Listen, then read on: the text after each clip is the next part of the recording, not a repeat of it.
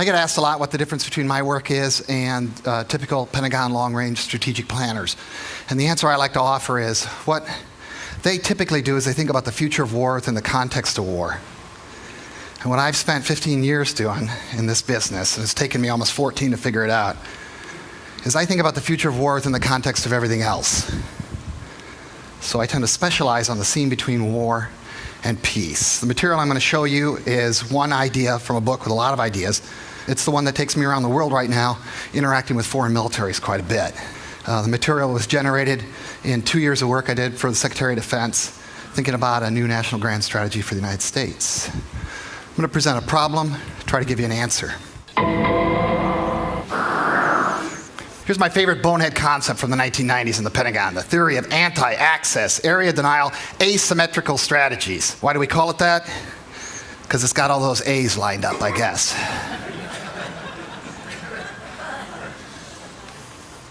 This is gobbledygook for, if the United States fights somebody, we're going to be huge, they're going to be small, and if they try to fight us in a traditional straight-up manner, we're going to kick their ass.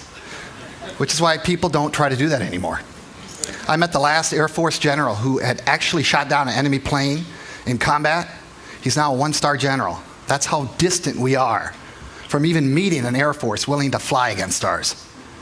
So that overmatched capability creates problems, catastrophic successes, the White House calls them. And we're trying to figure that out. Because it is an amazing capability. The question is, what's the good you can do with it? Okay? Theory of anti-access, area denial, asymmetrical strategies. Gobbledygook that we sell to Congress, because if we just told them we can kick anybody's asses, they wouldn't buy us all the stuff we want. So we say area denial, anti-access, asymmetrical strategies, and their eyes glaze over. And they say, will you build it in my district?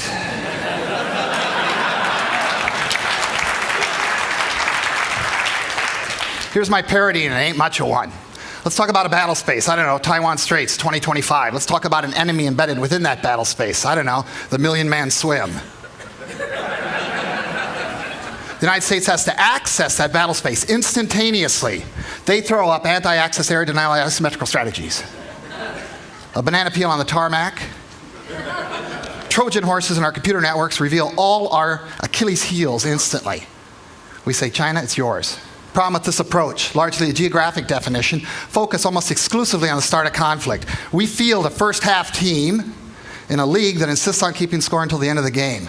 That's the problem. We can run the score up against anybody and then get our asses kicked in the second half. What they call fourth generation warfare. Here's the way I like to describe it instead. There is no battle space the US military cannot access. They said we couldn't do Afghanistan, we did it with ease. They said we couldn't do Iraq. We did it with 150 combat casualties in 6 weeks. We did it so fast, we weren't prepared for their collapse. There is nobody we can't take down. The question is, what do you do with the power? So there's no trouble accessing battle spaces. What we have trouble accessing is the transition space that must naturally follow, and creating the peace space that allows us to move on. Problem is, Defense Department over here beats the hell out of you. State Department over here says, come on, boy, I know you can make it. And that poor country runs off that ledge, does that cartoon thing, and then drops.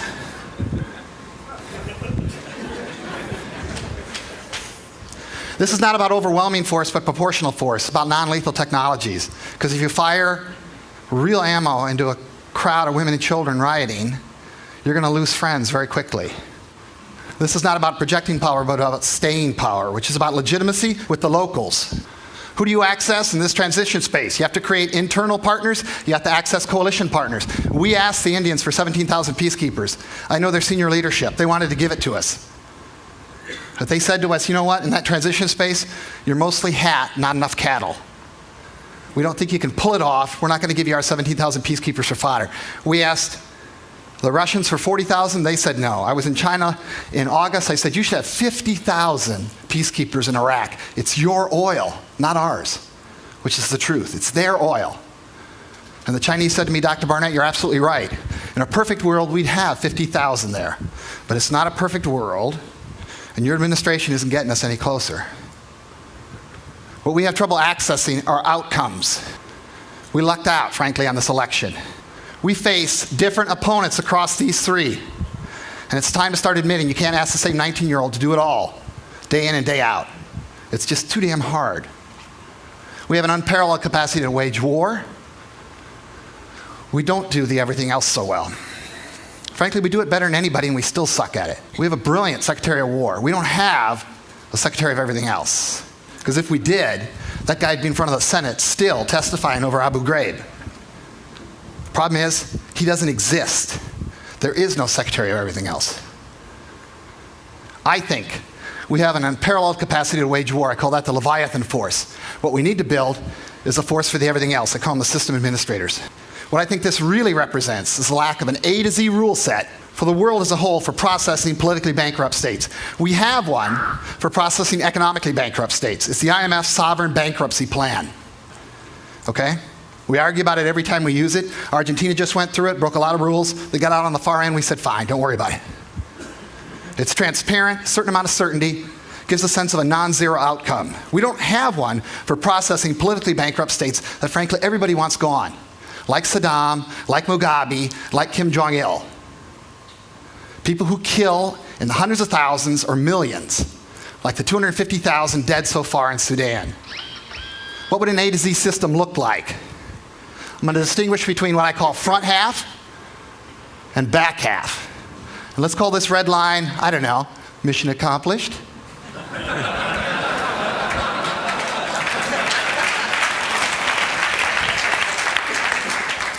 What we have extant right now, at the beginning of the system, is the UN Security Council as a grand jury.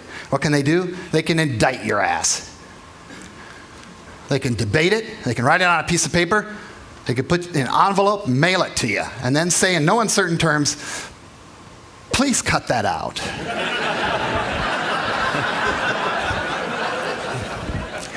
That gets you about 4 million dead in Central Africa over the 1990s. It gets you 250,000 dead in the Sudan in the last 15 months. Everybody's going to answer their grandchildren someday what you did about the Holocaust in Africa. And you better have an answer. We don't have anything to translate that will into action. What we do have is a US-enabled Leviathan force that says, you want me to take that guy down? I'll take that guy down. I'll do it on Tuesday. It'll cost you $20 billion.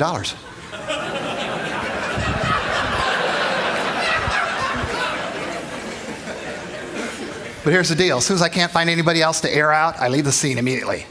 That's called the Powell Doctrine. Way downstream, we have the International Criminal Court. They love to put him on trial. They got Milosevic right now. What are we missing? A functioning executive to translate will into action. Because we don't have it, every time we lead one of these efforts, we have to whip ourselves into this imminent threat thing. We haven't faced an imminent threat since the Cuban Missile Crisis, 1962. But we use this language from a bygone era to scare ourselves into doing something because we're a democracy and that's what it takes. And if that doesn't work, we scream, he's got a gun, just as we rush in.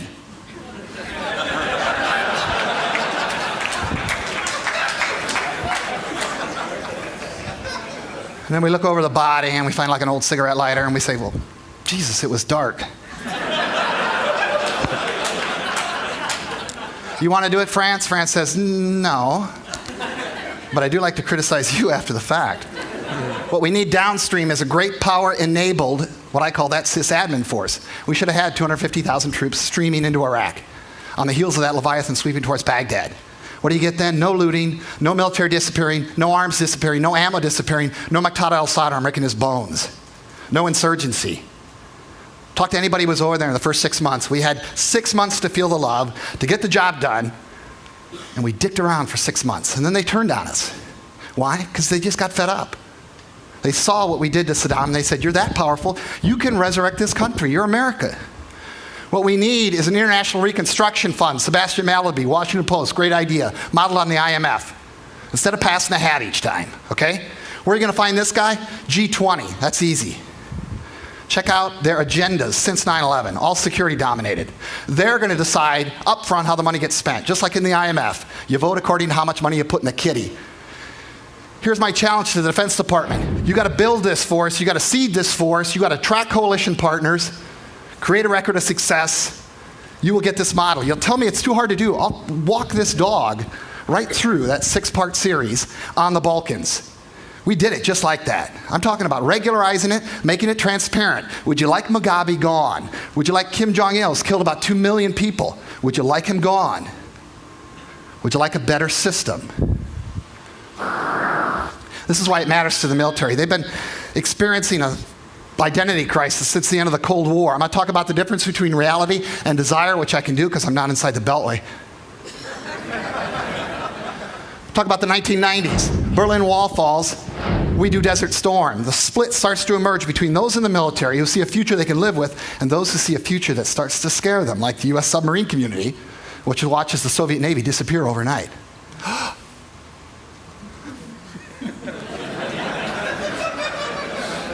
So they start moving from reality towards desire, and they create their own special language to describe their voyage of self-discovery and self-actualization. Problem is, you need a big, sexy opponent to fight against. And if you can't find one, you got to make one up. China, all grown up, gonna be a looker. The rest of the military got dragged down into the muck across the 1990s, and they developed this very derisive term to describe it: military operations other than war. I ask you, who joins the military to do things other than war? Actually, most of them. Jessica Lynch never planned on shooting back. Most of them don't pick up a rifle. I maintain this as code inside the Army for we don't want to do this. They spent the 1990s working the messy seam between globalized parts of the world and the non-globalizing parts of the world, what I call the core and the gap. Clinton administration wasn't interested in running us for 8 years after screwing up the relationship on day one, inauguration day, with gays in the military, which was deft. So we were home alone for 8 years, and what did we do home alone? We bought one military, and we operated another. It's like the guy who goes to the doctor and says, "Doctor, it hurts when I do this." Doctor says, "Stop doing that, you idiot." I used to give this brief inside the Pentagon in the early 1990s. I'd say, "You're buying one military and you're operating another, and eventually it's going to hurt. It's wrong. Bad, Pentagon, bad." And they'd say, "Dr. Barnett, you are so right. Can you come back next year and remind us again?"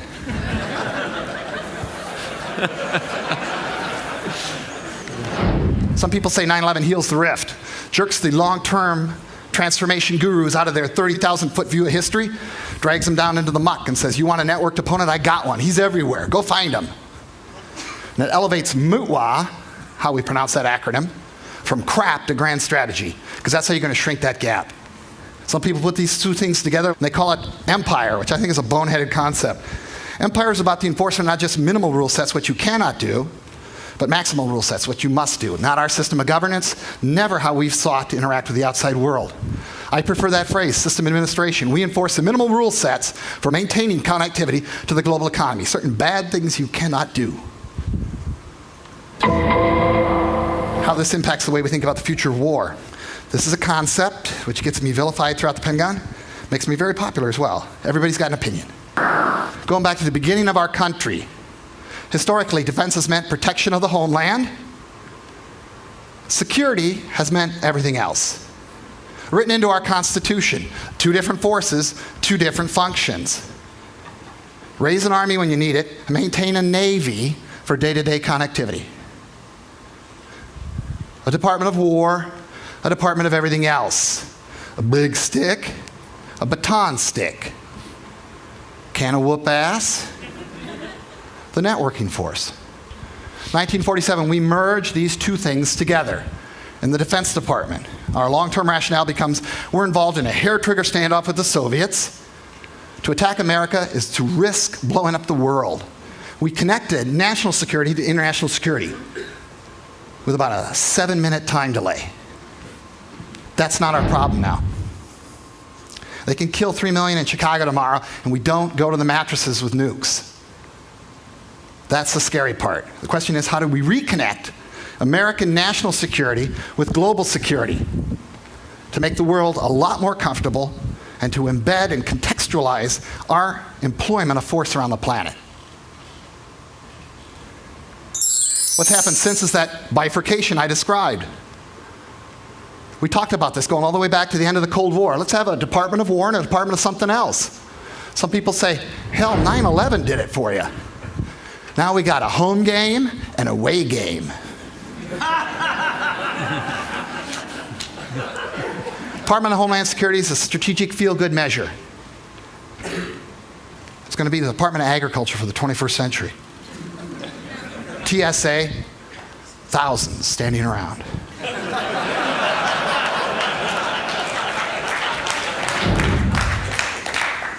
Just be grateful Robert Reed didn't shove that bomb up his ass.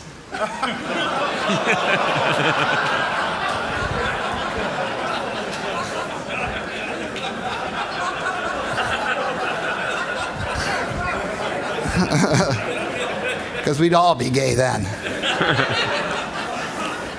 I supported the war in Iraq. He was a bad guy with multiple priors. It's not like we had to find him actually killing somebody live to arrest him. I knew we'd kick ass in the war with the Leviathan force. I knew we'd have a hard time with what followed. But I know this organization doesn't change until it experiences failure. What do I mean by these two different forces? This is the Hobbesian force. I love this force. I don't want to see it go. That plus nukes rules out great power war. This is the military the rest of the world wants us to build. It's why I travel all over the world talking to foreign militaries. What does this mean? It means you got to stop pretending you can do these two very disparate skill sets with the same 19-year-old, switching back morning, afternoon, evening, morning, afternoon, evening. Handing out aid, shooting back. Handing out aid, shooting back. It's too much. The 19-year-olds get tired from the switching. Okay? That force on the left, you can train a 19-year-old to do that. That force on the right is more like a 40-year-old cop. You need the experience. What does this mean in terms of operations? The rule is going to be this. That sysadmin force is the force that never comes home. Does most of your work. You break out that Leviathan force only every so often, but here's the promise you make to the American public, to your own people, to the world. You break out that Leviathan force, you promise, you guarantee, you're going to mount one hell of a, immediately, follow-on sysadmin effort. Don't plan for the war unless you plan to win the peace.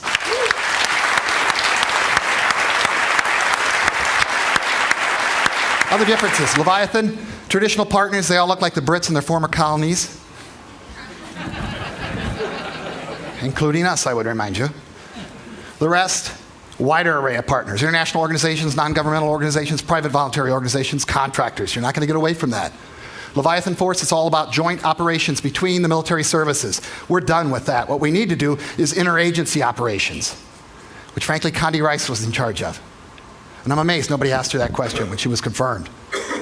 I call the Leviathan force your dad's military. I like him young, male, unmarried, slightly pissed off.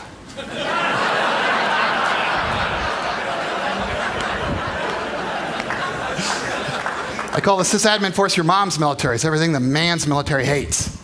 Gender balanced, much more. Older, educated, married with children. Force on the left, up or out. Force on the right, in and out. Force on the left respects posse comitatus restrictions on the use of force inside the US. Force on the right's going to obliterate it. That's where the National Guard's going to be. Force on the left is never coming under the purview of the International Criminal Court. Sysadmin force has to. Different definitions of network centricity. One takes down networks, one puts them up. And you got to wage war here in such a way to facilitate that. Do we need a bigger budget? Do we need a draft to pull this off? Absolutely not. I've been told by the Revolution in Military Affairs crowd for years, we can do it faster, cheaper, smaller, just as lethal. I say, great. I'm going to take the sysadmin budget out of your hide. Here's the larger point. You're going to build a sysadmin force inside the US military first. But ultimately, you're going to civilianize it. Probably 2/3. Interagencyize it. Internationalize it. So yes, it begins inside the Pentagon, but over time, it's going to cross that river. I have been to the mountaintop. I can see the future. I may not live long enough to get you there. But it's going to happen. We're going to have a department of something else between war and peace. Last slide. Who gets custody of the kids? This is where the Marines in the audience get kind of tense.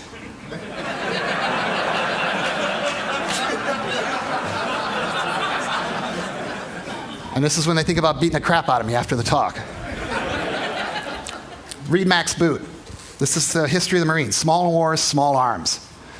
The Marines are like my West Highland Terrier. They get up every morning, they want to dig a hole, and they want to kill something. I don't want my Marines handing out aid. I want them to be Marines. That's what keeps the sysadmin force from being a pussy force. It keeps it from being the UN. You shoot at these people, and the Marines are going to come over and kill you.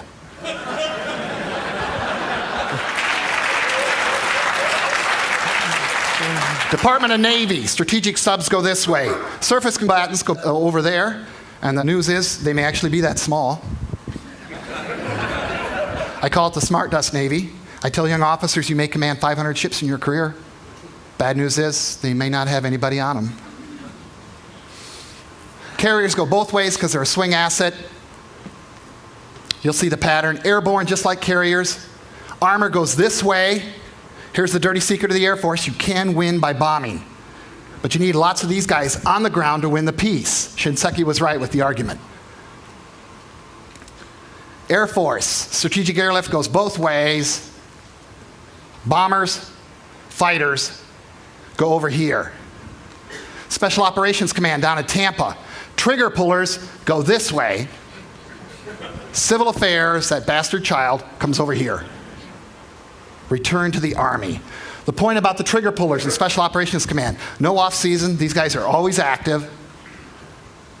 They drop in, do their business, disappear. See me now, don't talk about it later. I was never here. The world is my playground. I want to keep trigger pullers trigger happy. I want the rules to be as loose as possible. Because when the thing gets prevented in Chicago with the 3 million dead that perverts our political system beyond all recognition, these are the guys who are going to kill them first. So it's better off to have them make some mistakes along the way than to see that. Reserve component, National Guard, reserves, overwhelmingly sysadmin. How are you going to get them to work for this force? Most firemen in this country do it for free. This is not about money. This is about being upfront with these guys and gals.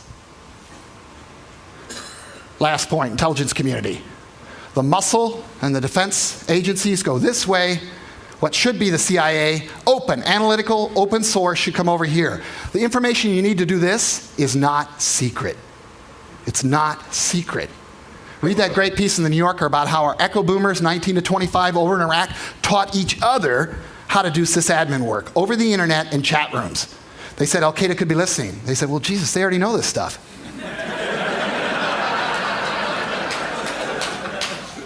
Take a gift in the left hand. These are the sunglasses that don't scare people. Simple stuff. Sensors and transparency, the overheads go in both directions. Thanks.